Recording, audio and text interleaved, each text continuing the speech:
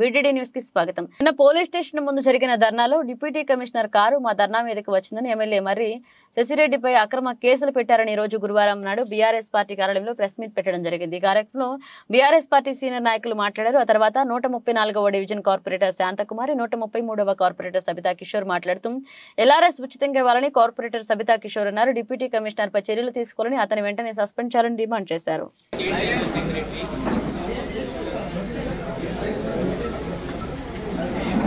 జరిగిన సంఘటన ఏదైతే జరిగిందో మా పార్టీ ఆదేశానుసారం గతంలో కాంగ్రెస్ ప్రభుత్వం ఉచితంగా ఎల్ఆర్ఎస్ చేస్తామని చెప్పి ఫీజులు వసూలు చేస్తామంటుంది. దానికి నిరసనగా మా పార్టీ నిన్న ధర్నా కార్యక్రమం చేపట్టింది. ఆ ధర్నాలో భాగంగానే నిన్న అల్వాల్ మున్సిపాలిటీలో కరెక్ట్గా మేము 10 గంటలకు వచ్చి దానికి ధర్నా కార్యక్రమం చేపట్టాం. అక్కడ అప్పటికి కమిషనర్ గారు రాలేదు. మేము ధర్నా చేస్తూ ఉండగా ఆయన 10:40కి వచ్చి నిలబడ్డాడు. మేమంతా నిండుగా ఫుల్ గుంపుగా ఉన్నామంతా ధర్నా చేసుకుంటా కూర్చొని. ఆ ధర్నా కూర్చున్న మీదికి ఆయన కారు దగ్గరికి తెస్తూ మీరు లేస్తారా లేవరా అనేటువంటి పరిస్థితి బెదిరించడం జరిగింది.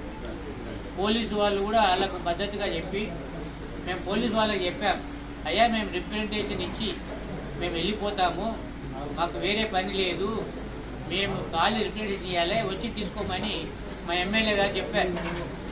నేను ఎందుకు వస్తా రాను, నేను ఆఫీసులకు పోయిన తర్వాతనే నేను పిలిచి తీసుకుంటా అని ఆయన గట్టిగా వాదించడం జరిగింది.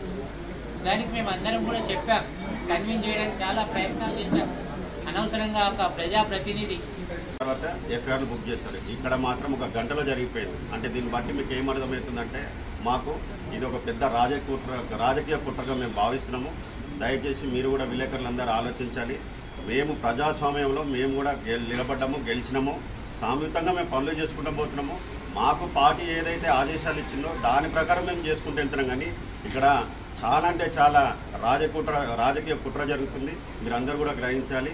ఖచ్చితంగా మేము డీసీ గారి మీద యాక్షన్ తీసుకోవాలని కోరుకుంటున్నాం. దూరం ఉన్నా బాగుంటుండే. గేటును దొబ్బుకుంటా అక్కడ ఉన్నటువంటి లక్ష్మణ్ అనే కానిస్టేబుల్ ఒక ఆయన ఉన్నాడు. గేటును దొబ్బుకుంటా మా యొక్క కార్యకర్తలు ధర్నాలకు కూర్చున్నటువంటి కార్యకర్తల మీదకి ఎల్ఆర్ఎస్ గురించి పోరాడడానికి వచ్చినటువంటి ఉద్యమ నాయకుల మీదకి ఆయన జీపును దొక్కించే ప్రయత్నం చేశాడు.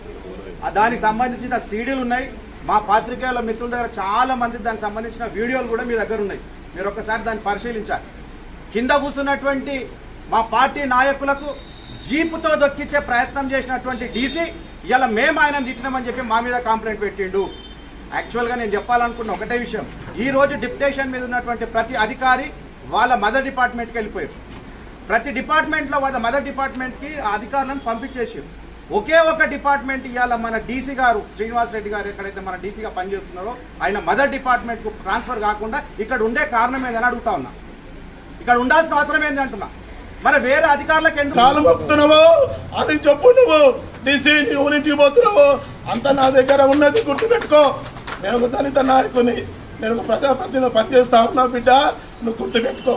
మేము చెప్తా ఉన్నాము, నీ కేసులు నీ ఎఫ్ఐఆర్లు అన్నీ మాకు కొత్త కాదురా. మేము పార్లమెంటు ముట్టడించిన వాళ్ళము,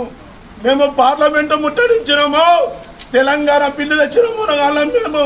మర్రి రాజశేఖర్ అంటే ఆయన మంచి వ్యక్తి, ఆయన నిలబడ్డాడు, నీ ముందునే నిలబడ్డాడు. అక్కడ సిఐ గారు ఉన్నారు, ఎస్ఐ గారు ఉన్నారు, అంత పిలిచినా నువ్వు వస్తలేవు.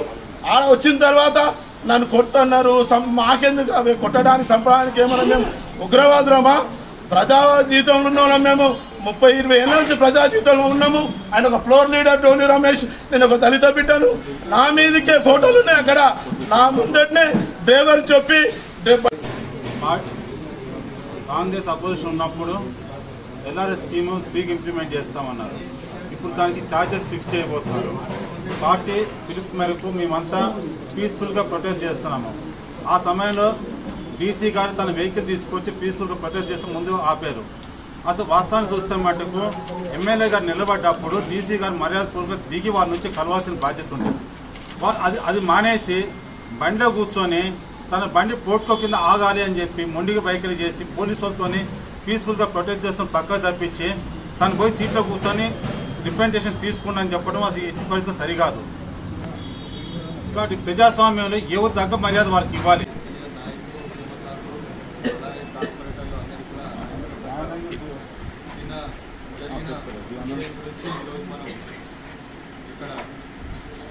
ప్రెస్ మీట్ పెట్టుకోవడం జరిగింది. నిన్న మీకు తెలుసు రాష్ట్ర పిలుపు మేరకు పార్టీ పిలుపు మేరకు గతంలో అక్రమ లేఅవుట్లు కానీ క్రమబద్ధీకరించుకోవడానికి ప్లాట్ 1000 రూపాయలు చొప్పున లేఅవుట్ 10,000 చొప్పున మన టీఆర్ఎస్ పార్టీ అప్పుడు అడ్వాన్స్గా ఫీజులు తీసుకోవడం జరిగింది. మరి ఆ సమయంలో సీఎం రేవంత్ రెడ్డి గారు సీతక్క కానీ ప్రతి ఒక్క నాయకుడు ప్రతి ఒక్కరు కూడా ఏం చెప్పారంటే ఎల్ఆర్ఎస్ తర్వాత బీఆర్ఎస్ ఫ్రీగా చేయాలని ఆ రోజు కోరడం. మరి దాన్ని ఈరోజు వ్యక్తుల నుంచి ప్రజల నుంచి వసూలు చేయాలనే దురుద్దేశంతో వాళ్ళు ఎల్ఆర్ఎస్కు మళ్ళీ డబ్బులు తీసుకోవాలని ప్రభుత్వం నిర్ణయించిన నేపథ్యంలో మరి కేటీఆర్ గారు గౌరవ కేటీఆర్ గారు మరి మేము అప్పుడు చేస్తేమో మీరు ఇట్లా మాట్లాడారు మీరు ఫ్రీ ఇస్తున్నారు కాబట్టి దీన్ని మనము ప్రజలకు తీసుకెళ్లాలని ధర్నా ప్రోగ్రాంను చేపట్టడం జరిగింది. దానిలో భాగంగానే మరి స్థానిక శాసనసభ్యులు మల్కాజ్గిరి తెలంగాణలో మల్కాజ్గిరి అంటేనే ఒక పేరున్న కాన్స్టిట్యున్సీ. అట్లాంటి కాన్స్టిట్యున్సీకి 50,000 మెజార్టీతో గెలిచిన మరి రాజశేఖర్ రెడ్డి గారి ఆధ్వర్యంలో 4 కార్పొరేటర్లు సీనియర్ ఎక్స్ కార్పొరేటర్లు ఫ్లోర్ లీడర్స్ ఉద్యమకారులు అందరూ వందలాదిగా మరి అక్కడ ధర్నా కార్యక్రమం చేపడతాం. సామరస్యంగా ఆల్రెడీ 9:30 నుంచి మేము స్టార్ట్ చేసినాం. కమిషనర్ గారు ఎప్పుడు వచ్చారు 10:30 10:40 ప్రాంతాల్లో వచ్చి అప్పటికే దళితులు కూర్చున్నారు మహిళలు కూర్చున్నారు ఉండే. మరి దాని మధ్యలో ఏం ధమ్కి ఇచ్చిండు మీరు అందరు కూడా చూసారు కదా. ఏంటంటే వాంటెడ్లీ ఒక పార్టీకి అనుకూలంగా ఆయన వ్యతిరేకిస్తూ అని ఆయన సపోర్ట్ చేసుకుంటూ ఈ పనులు చేస్తారు. ఎందుకంటే మేము గత 2 నెలల నుంచి కూడా చూస్తున్నాం. ప్రతి ఒక్కరు కూడా పోతే మీరు ఇక్కడ ఎందుకు వస్తారు, వీళ్ళ దగ్గర ఏం ఫండ్స్ లేవు, మీరు కాంగ్రెస్